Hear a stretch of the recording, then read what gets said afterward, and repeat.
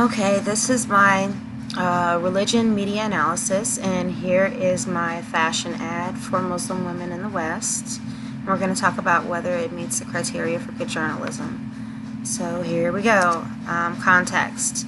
You can tell that it's a fashion ad by the way the models are posing and by the coordinating ensembles.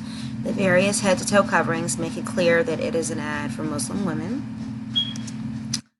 Complexity, the different ethnicities of the models compared with different head coverings represent a complex look at Western Muslim women. Voices, the phrase "it's my choice" represents the voices of many Muslim women. In my research, the word choice was frequently used by Muslim women. They choose to wear hijab or niqab or nothing, and in this case, they choose DKNY. Authenticity. When talking about religion, it's especially important to be aware of any biases according to the text. Since I'm not religious at all and have many people close to me of all religions, I have very little, if any, bias. I did my best to capture many sides of the issue. Proportionality.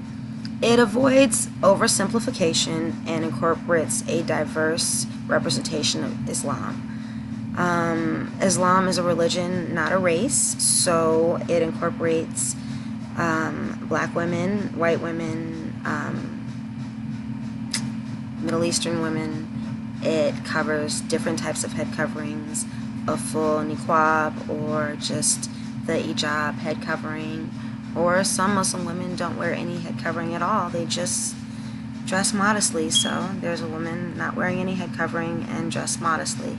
So I think that it definitely it's covered as far as proportionality goes. So in conclusion, I will say that it does, in my opinion, meet all the categories, all of the criteria for good journalism.